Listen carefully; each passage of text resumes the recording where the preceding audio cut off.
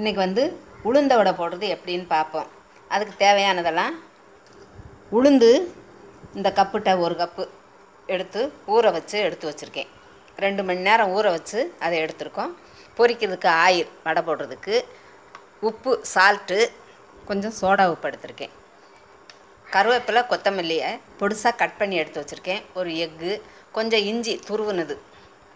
இது வந்து சீரகமும் மிளகும் சும்மா 1-2 பொடி பண்ணி எடுத்து வச்சுருக்கு. சில்லி கொஞ்சம் நறுக்கி வச்சுருக்கேன். ஆனியன் கொஞ்சம். இது வந்து அரிசி மாவு 1 ஸ்பூனு. இவ்வளோ தான் தேவையானது. இப்போ வந்து நம்ம வந்து இந்த உளுந்தை கிரைண்டரில் போட்டு திக்காக ஆட்டி எடுத்து வச்சுக்கிடுவோம்.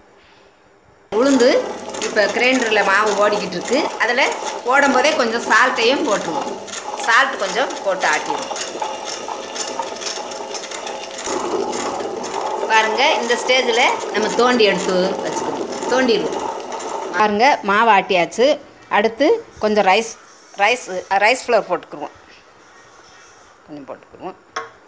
அடுத்து கொஞ்சம் ஆனியன், சில்லி கொஞ்சோண்டு சோடா உப்பு, சும்மா இந்த 2 விரலுக்கு இடையில எடுத்தால் போதும். இதில் கொஞ்சம் மிளகு, சீரகம் நசுக்கி வச்சுருக்கோம்ல, அதை கொஞ்சம் போட்டுக்குருவோம். கொஞ்சம் இஞ்சி துருவுனது போட்டுக்குருவோம். கொஞ்சம் கருவேப்பிலை, கொஞ்சம் மல்லி இலை, கொஞ்சம் சால்ட் போட்டு இப்போ சால்ட்டு ஏற்கனவே போட்டு ஆட்டி வச்சுருக்கேன்.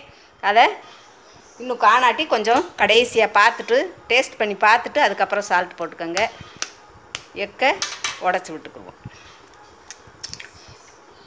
இப்போ வந்து எக்கு எதுக்கு ஊற்றுறோம்னா, எக்கு ஊற்றினா கொஞ்சம் எலும்பி உப்பி நல்லா வரும். அதுக்காகத்தான் நம்ம எக்கு ஊற்றுறோம். டேஸ்ட்டும் நல்லாயிருக்கும். சால்ட் வந்து முதல்லையே கொஞ்சம் போட்டு ஆட்டியிருக்கேன். கடைசியாக நம்ம டேஸ்ட் பண்ணி பார்த்துட்டு உப்பு பார்த்தாட்டி இன்னும் கொஞ்சம் உப்பு போட்டுக்குருவோம். இப்போ பிசைஞ்சுக்குருவோம். எண்ணெய் காஞ்சிக்கிட்டு இருக்கு. இப்போ எடுத்து நம்ம போடுவோம். இதில் வந்து நம்ம வந்து ஒரு இலையை எடுத்துருக்கேன் நான். நீங்கள் இலையை எடுத்துக்கோங்க. அந்த இலையில லைட்டாக தண்ணியை தடவிக்கோங்க. கையும் யூஸ் பண்ணிக்கலாம், அல்லது ஒரு ஆயில் பேப்பர் இருந்தாலும் யூஸ் பண்ணிக்கலாம். தண்ணியை தொட்டு இப்படி ஓட்டை போட்டு போடுங்க.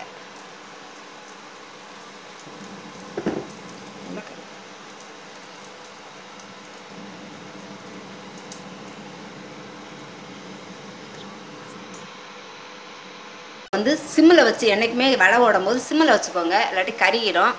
சிம்மில் வச்சு கொஞ்சம் நேரம் வேக விட்டு எடுத்துக்கிடுவோம். ஸ்டேஜில் வடையை எடுத்துருவோம்.